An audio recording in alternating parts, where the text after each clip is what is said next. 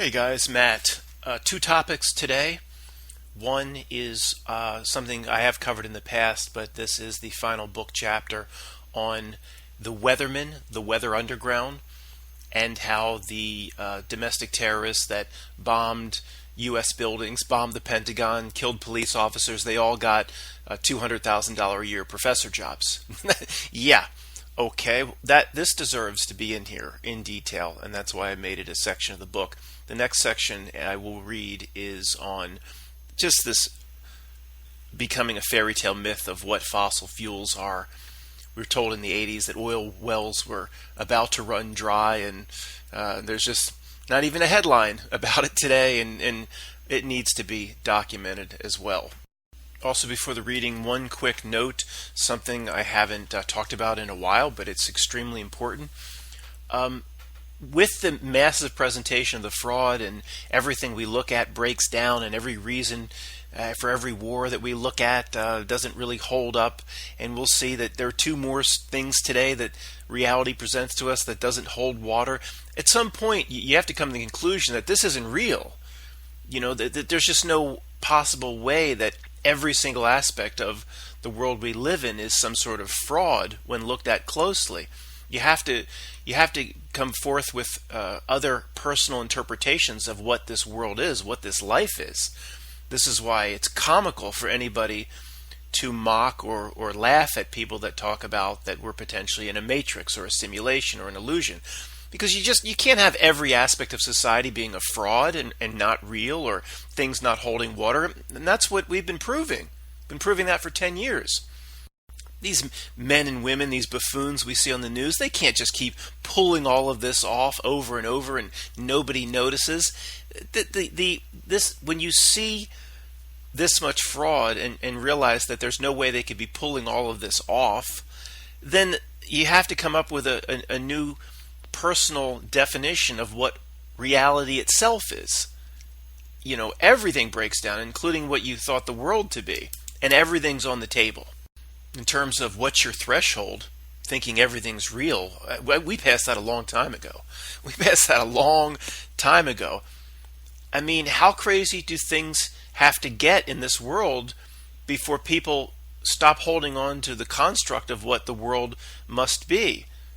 I mean, you know, somebody that says at this point in my evolution in all of this that this is a life test video game, that our souls and our spirit, you know, are horcruxed here for our lifetime, but it's just a life test like video game. Yeah, that makes more sense than all of these buffoons in Washington and the George Bush creatures could keep pulling all these schemes off and they never get caught. I mean, what if your world literally just slowly changed into the Avengers, and one day there's an alien race that's trying to invade New York, and all of a sudden Iron Man was flying around, and then the Hulk became the Hulk and was running around New York just like that ridiculous scene in the Avengers. And then you've got the Scarlett Johansson character, which I always thought was absurd. You know, what can she do? She's got some kung fu and she has a 9mm gun. But she's right there fighting the aliens alongside the most powerful beings in the universe, the Hulk, Thor, a god, and you've got Scarlett Johansson there with her little black outfit who can do some kicks, and she has a 9mm gun, and she's quick at changing that magazine cartridge. So just don't quite see her as on the level of Norse gods. But anyway, it was always, and the guy with the bow and arrow is the same thing. It's like, really, he belongs in the Avengers anyway. But what if that became, in other words, to me, our reality, to me, has become as cartoon. Literally, as cartoon as that. Almost as cartoon as that. So, I certainly don't hold any of the old interpretations or ideas of what reality is. A life test video game? Yeah, that's pretty much the best thing that represents what I see out my window at this point. All right, and before chapter 45, just a quick thank you to Ben for some last-second information about the Weathermen that I have inserted into the chapter. Chapter 45, the domestic terrorist university professors. Now, you've already been introduced to the Weather Underground in the What Are the Chances section of this book.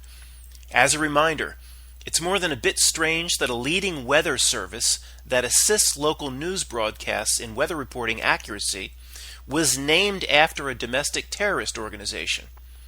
Now, this story gets even more bizarre.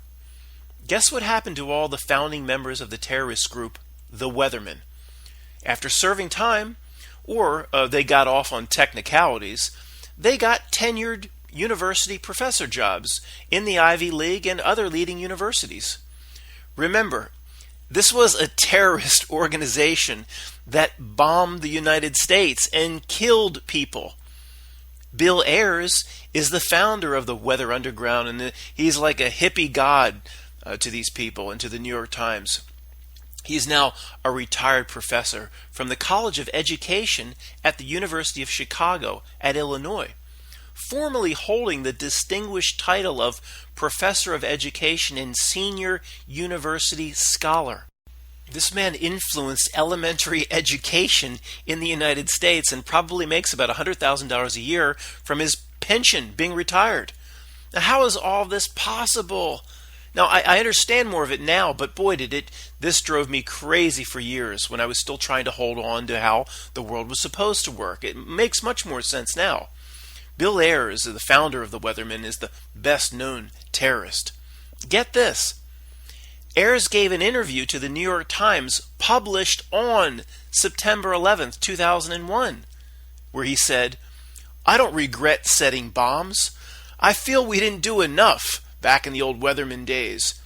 In his book, I guess he was doing that New York Times interview before September 11th to promote his book, Fugitive Days, D-A-Y-S, not D-A-Z-E. He writes that he participated in the bombings of the New York City Police Headquarters in 1970, and he participated in the bombings of the Capitol Building in 1971 and the bombing of the Pentagon in 1972. Now, in terms of what's going on here, let's just hold that back. I'll discuss that at the end. Let's just get through the other Weatherman members that have $150,000 to $200,000 a year university professor jobs. Bernadine Dohrn, D-O-H-R-N, was a leader of the Weather Underground, who at one point was on the FBI's most wanted list. J. Edgar Hoover called her the most dangerous woman in America. This is crazy. She had been on the run from police and used aliases like Marion Delgado. Once caught, she served less than a year of jail time. Shortly after coming out of jail, Dohrn got a job with one of the leading law firms in the world, Sidney Austin, even though she never got a license to practice law. No license to practice law? That didn't stop Dohrn, as it may hinder most of you in getting a job with a prestigious global law firm. In 1991, she was hired by Northwestern University School of Law. Try applying for a job with the Northwestern University School of Law yourself without a law license and see how well your application does. It worked pretty well for Dohrn. In the year 2000, she was the director of the Legal Clinic's Children and Family Justice Center of Northwestern University. Dohrn now serves in her golden years. She now serves on the board of numerous human rights committees. Let me repeat that. Dohrn, after her retirement, serves or served on the board of numerous human rights committees. That's nice.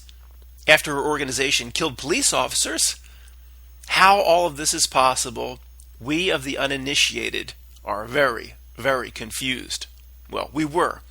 It's so simple now we have an idea what's going on. Again, I'll discuss it at the end. Let's get to the last member of the Weather Underground we're highlighting today. Kathy Bodine, or Bodin, B-O-U-D-I-N, was not a Weather Underground leader like Ayers and Dohrn.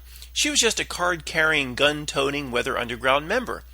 She was convicted of felony murder for her role in the Brinks robbery of 1981 that resulted in the murder of two Nyack, N-Y-A-C-K, whatever, two, Nyack police officers. The murder of two police officers and the murder of one security guard and the serious wounding of another security guard. They just went after a Brinks truck with guns blazing, and people died. That's the story. She was released from prison in 2003, and, of course, got hired immediately by Columbia University, where she has been a full professor since 2008. Well, people like you and me, we've done everything in our life right. We've played by all the rules, and now we struggle to get jobs, and we struggle to get promotions, and Bodine, the terrorist killer, gets a posh Ivy League job. How is this possible? Boy, it tormented me for years. Well, it begins with, of course, the world is not what we think it is. That's the starting point of every chapter in this book. After that, we can speculate. To me, this story of the weatherman is almost impossible if anything about the world is real. What happened to Ayers, Dorn, and Bodine tells me that this story is almost certainly cooked up. This terrorism was likely fake, as all the rest of it is fake. We know most of it is fake at this point. That's what I just didn't understand for years. Bombing of the Pentagon, it was probably all fake, of course. Ayers, Bodine, and Dorn were probably and simply rewarded for their roles in the script, just like our buddy Chris Hurst was rewarded with his little state capitol job. But, Matt, Professor Bodine went to prison for 20 years. How could that have been faked? Somebody was in the cell, right? That's your argument against me? She went to prison for 20 years and somebody must have been in the cell? Well, that's my argument back at you. Explain to me how one goes to jail for just 20 years for triple homicide, assault, battery, and robbery. I skipped law school, but that's not 20 years in any kind of normal court. It should be about 200 years, or even the death penalty, by my calculations. How do I even know she went to jail? Because the news and articles published in the New York Times tells me she did? Unless I bunked with her in the cell, I can't be sure she was ever in jail. I don't care how crazy that sounds. It's far less nuts than a convicted terrorist. That you're not just looking at federal charges, you'd be looking at local charges, state charges. When I said 200 years, I take it back. She'd be up for 300 years, getting out after just 20 years. Okay, what I'm proposing is less nuts than a convicted terrorist landing a $150,000 a year Columbia University Ivy League job. Are you kidding me? What's your threshold? At what point do people around us question anything? What if R. Kelly was just put on the board of the Women's Abuse Network? What if Charlie Sheen was announced as the new CEO of Mothers Against Drunk Driving? What if Madonna was given the special Virgin Mary Celibacy Award by the Catholic Church? What if the winner of the decathlon in the Summer Olympics was made Glamour magazine's Woman of the Year? Wait, that actually happened. Sorry, that's Bruce Jenner. He was Woman of the Year, Glamour magazine's Woman of the Year.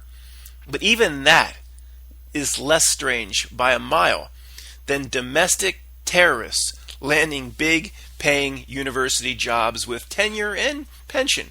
Yeah, you go struggle to pay your electric bill when they sit up with their feet up and they're getting their big pensions. How does that make you feel? Want to go sharpen pitchforks and light torches? Yeah, you do, but that's exactly what they would want you to do. And guys, going away from the book for just a few minutes, how this Weather Underground weather service ties in is worth covering one more time. It's just mind-boggling. So the story was, 5-6 years ago or so, I'm watching TV, and my local weather service, there's something at the bottom that says something like weather results sponsored by the Weather Underground. And I was like, what's the Weather Underground? What's this? Related to actual weather forecasting. So I looked into it, and there's a service that helps local news predict weather events, or I don't know what they do, provide modeling or radar mapping, I don't know, something like that. Most of the NBC affiliates I know tap into it, maybe some others.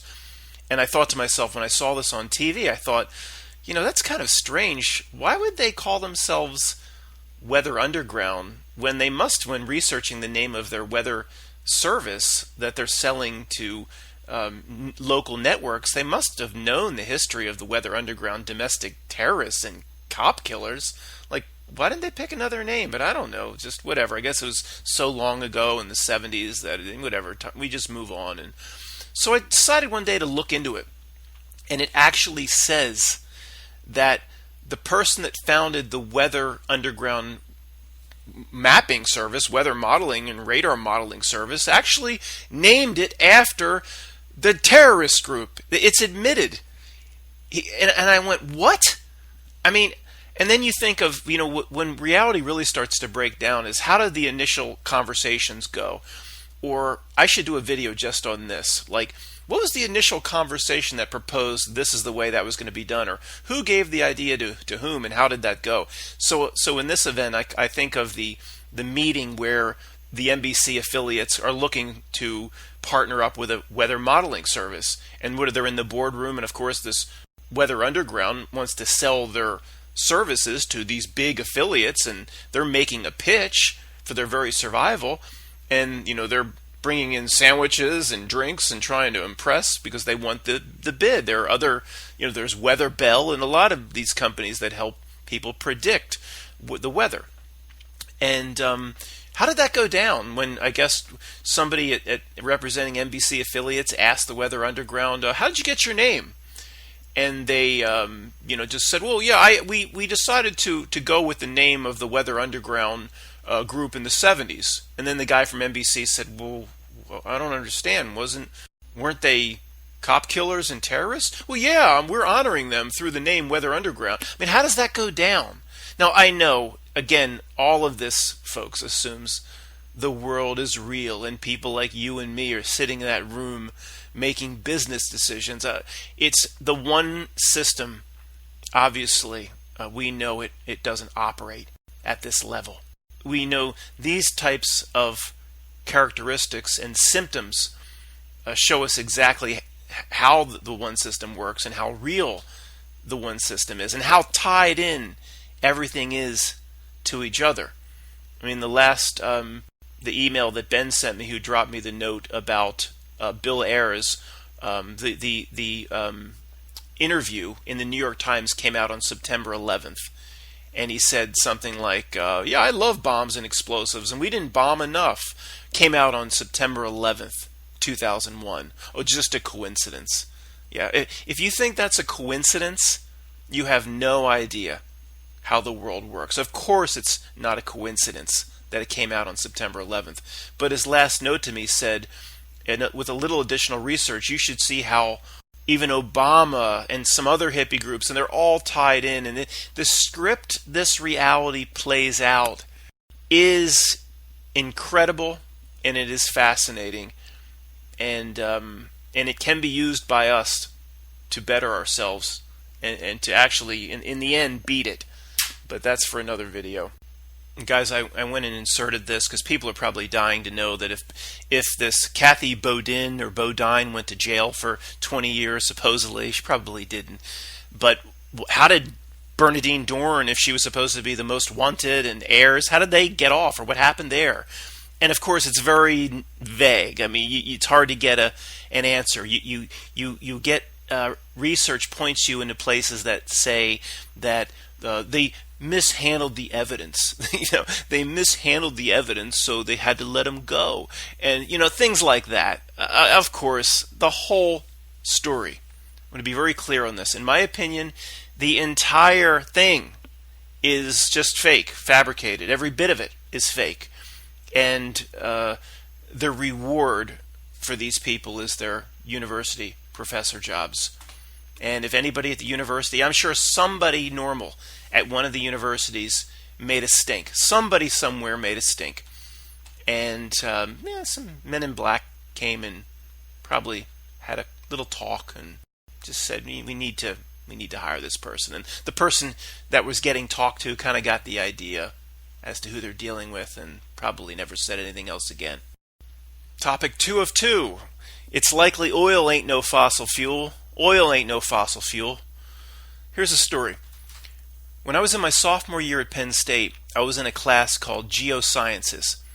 The professor told us, remember, it's some kind of an accent. He was an Eastern European or something like that. He says, the world may completely run out of oil 10 years from now. At the very least, severe shortages will begin to occur at about that time. I remember I was exactly in the class. He was right in front of me, and he basically said we're going to be out of oil in about 10 years. Or, we'd be in a humongous emergency situation. Now, I was 19 at the time. 10 years, I thought. That sounded like a goddamn eternity to me. 10 years? It was half my life at the time. I thought, I'll be 29 when the problem hits? 1 year away from 30? Oh man, that ain't never going to happen. I ain't never going to turn 30. That's a friggin' eternity. So upon hearing the dire news, I did what everybody does. I applied what I call the fallacy of future solutions. The fallacy of future solutions. That's something I came up with. It sounds like a big problem today, like the national debt, for example. But the problem, when it really comes down or really hits hard, we're told is going to be so many years away that surely they will have figured out a solution by then, or surely they, the good scientists or the good doctors or all the people working on our side, surely they'll have it figured out by the time when they say the crisis is about to hit. The fallacy of future solutions. It's an I'll worry about it later attitude. Now, in almost all of these cases, the time comes and then the time goes by. And when the moment's reached, there's no solution. The greatest example of this of all time is my buddy from high school who started to lose a bit of his hair about our senior year. Now, when we noticed he was losing a little bit of his hair, he says, I'm not worried. In 5 to 10 years from now, they'll, when I'm supposed to look really bald or when I'm getting really bald in 5 or 10 years from now, they'll certainly have a remedy concocted or medical science will have cured it by then. Well, you know what happened. That motherfucker is balder than a bat by the time he was about 28 or 29 years old. So back to what my professor said. I had turned 30 then, and not a single well around the world had gone dry. 5 years ago, we heard about all the fracking wells that would be running dry about now, and the financial disaster that would occur because of all the fracking drying up. Nothing pretty much happened. Nothing hit. Nothing came down the pipe. Now we're 20 years past the dire predictions. All the dire predictions. This, by the way, of course, this wasn't some radical university professor. They all were saying the same thing. For anybody over 40. And if you're well over 50, you remember the Jimmy Carter gas lines, and you could only get gas on if you had an even license plate or an odd license plate. And I know a lot that wasn't just about shortages; it was about OPEC and embargoes and being cut off, and all of that isn't real either. But if you're over 40, you remember the dire warnings of the wells drying up. Okay, not only have no major wells run dry, here we are in 2019. There is no alarmist news related to this whatsoever. Also, consider this. When the geological guys like my professor were making those dire predictions in the 80s, they had no idea what China would be or become today. At the time, China was like right in the middle of this transition period. They went from everybody wearing the same gray outfit to the technological wonder of today in only about 30 to 35 years. That's another chapter in the book as to how that the one world system chose them for that role. Yeah, of course that's all it was. But in 1980 or so, most people in Beijing and Shanghai were riding bicycles. There's a few cars, and the bicycles were just swarming all around the cars. There weren't that many cars. So the point is, the professors and their going dry predictions in the 80s, say, didn't even take into account there'd be an additional 30 million to 50 million cars in China. They never thought China would be where it is today. Go look at the pictures on Google Images of Shanghai and Beijing, mostly Shanghai, in, say, the 60s and 50s, and today. I mean, it's unbelievable. Shanghai, at this point, New York has nothing on Shanghai. And in terms of skyscrapers, Shanghai has much larger buildings. Nor did all these professors forget China and how many ever billions and billions of gallons they're going to suck out of the wells that they didn't predict when they said the wells were going to go dry anyway. They didn't even know in the 80s, they didn't see that these massive SUVs would dominate the car marketplace for the next 25 to 30 years. When I was going to Penn State, it was about 5 to 10 years before everybody had to have their SUV. Everybody had a car.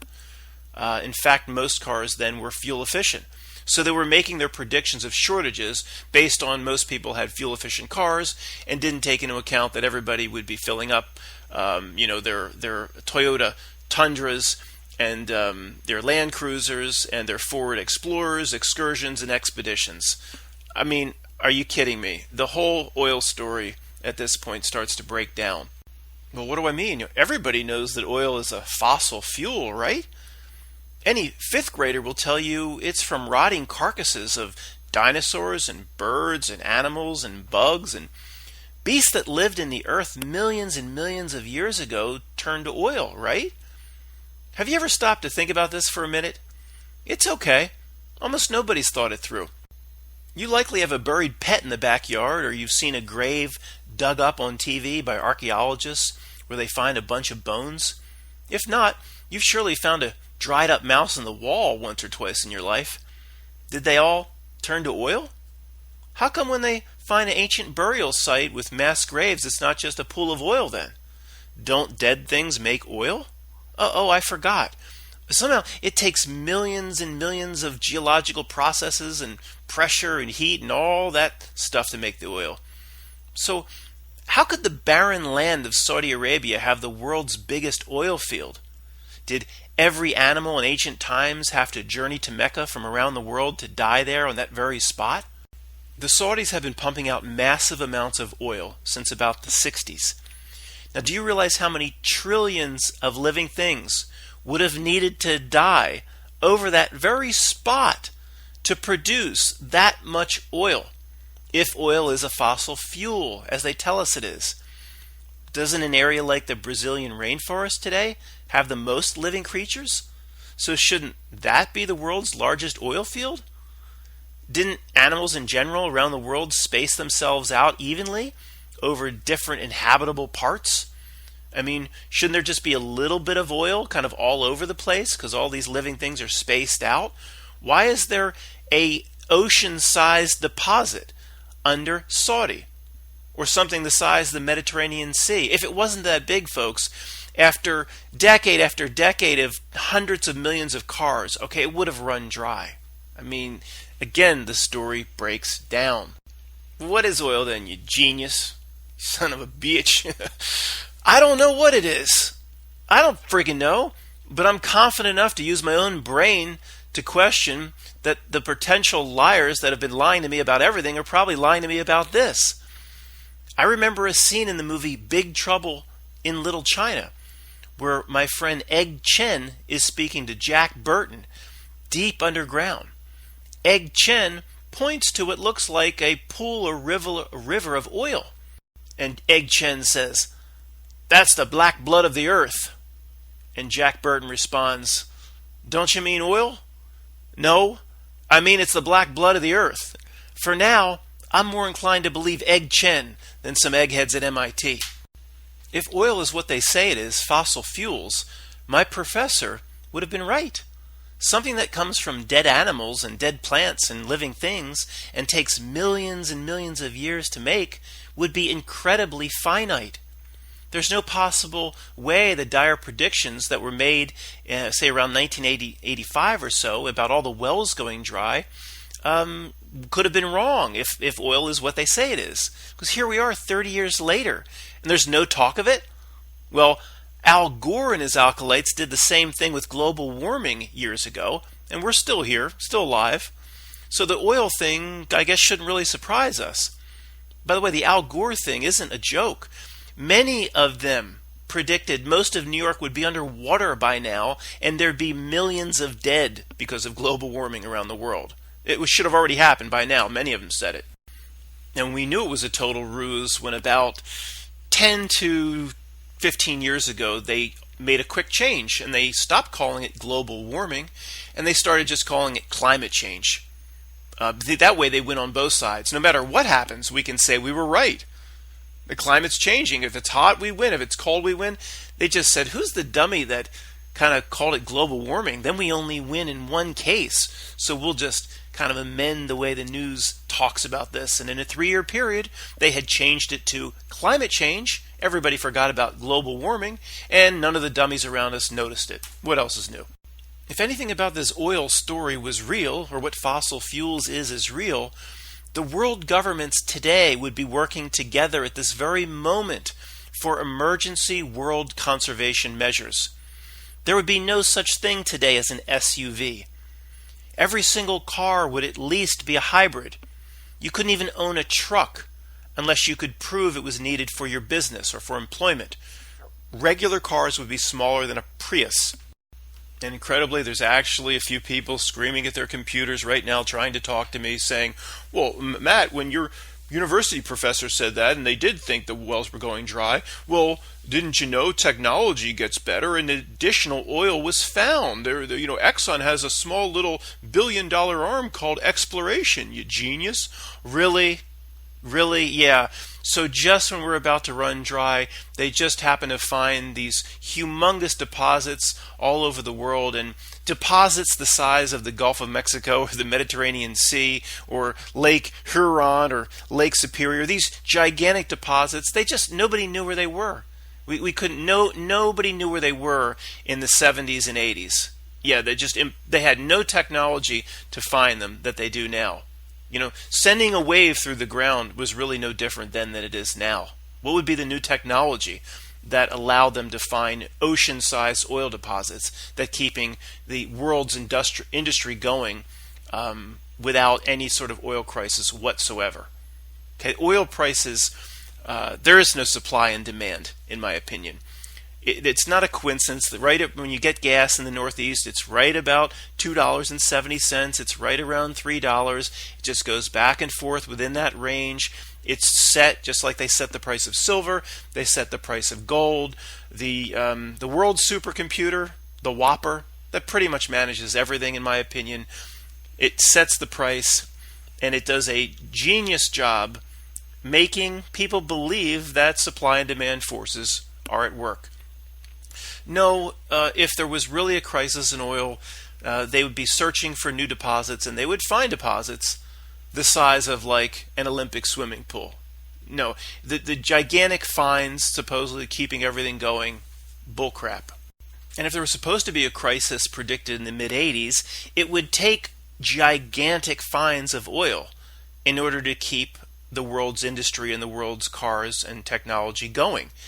And if we have these gigantic finds, then why is everything still coming out of Saudi Arabia? Why is it still Aramco with the same wells? Why don't we have, you know how big Saudi Arabia Aramco is? I mean, they have like hundreds of thousands of workers they brought in from overseas. Hundreds of thousands. I mean, it's just, I don't know, but it dwarfs Exxon times 10, Saudi Arabia Aramco, in terms of the infrastructure. I mean, you would notice it if there were other finds like that in the UK or in Texas. Or you can't just replace that amount of oil if it was going dry. And just to get a mental image as to how impossible this would be, and I'm going off the book now. I just thought of this when I said the swimming pool. We can get an idea of how much water is in an Olympic swimming pool or the swim club where we grew up. I mean, it's a big body of water. It takes a long time to fill that up with 2 hoses. So if anybody would ever do an animation professionally at some point in the future showing how much liquid the world uses per day, for example, of gasoline and oil combined, I mean, you would see that there's just no way that like an oil well of fossil fuels could keep producing that. It's just not possible. I mean, just think of how much when you just fill a gas can up. If you go to the, like my old lawnmower, it takes 87. So I pulled a red can, I put it on the ground, and I fill it up. And when I fill it up, it's heavy. It's 8 pounds per gallon. I mean, just a gas can, one little plastic thing that you're going to save all summer is heavy. It's a lot of liquid. I mean, think of the LA freeways and just think how much liquid per day. How about the jet fuel? 40,000 flights a day in North America. That's just North America, not Russia, through China, through Indonesia, through Australia. So say roughly worldwide, 80,000 commercial flights a day. The amount of liquid. Now, we're not doing the jet fuel thing here. I'm not going sidetracked. I'm well aware of that issue. Well aware of it. Who are you talking to here? But it doesn't matter. Think of the amount. Just now put all that liquid in a gigantic bin. And if somebody ever did the animation, like the bin would be, I don't know, like 1/100th the size of Texas and 10 feet tall. So that's per day. Liquid used around the world of some sort of fuel, and then we've been doing that now for 50 years. Come on. If you think it through like that, again, here we go. It's another reality breakdown. I don't have all the answers, but as usual, I know this. For the millionth time, we've been lied to. Now, there are many possibilities regarding oil and fossil fuels that are fun to speculate on. Many smart people believe that oil is a byproduct of the earth, and it has nothing to do with dead animals or fossil fuels. It's some sort of fluid that must be in balance in the earth. So when the human parasites extract maybe like 1 billion gallons a day, I don't know what it is, but it's a lot, the earth somehow offsets it, naturally compensates, or the earth produces it somehow, no matter what it is. A lot of smart people believe that. Of course, I keep that on the table. That's like Egg Chen's black blood of the earth theory. Maybe oil is closer to a fossil fuel, or is some sort of fossil fuel, and they found another way to make it. They found a synthetic way to make it, a technology they haven't told us about. Would it be the first time they've hit a technology from us proles? Nope. Nor will it be the last if that's what they're doing. It may be in this case related to why they tell us jets need far more, jets need far less fuel, we're pretty sure of this, than what they tell us they do. Again, a topic for another section. Now, how is it possible? We'll close with this. How is it possible the U.S. hasn't built a new refining plant since 1977? A new refinery since 1977? How does the refining of 1977 keep up with the additional economic progress, all the new trucks, and a fleet of SUVs that didn't exist in 1977? And when you go online, you will hear talk of a plant being constructed in Texas somewhere, 50 million or 50,000 barrels a day or something refining capacity. And my research shows it's not built, and all of this stuff is in the works, and we're just somehow getting by with the refining we had since 1977. Look, something is going on with oil. Maybe 10 things are going on with oil that we don't understand. But that's okay. It just goes on the long, gigantic list that we've been developing for the last 10 years as to everything in this world that doesn't add up.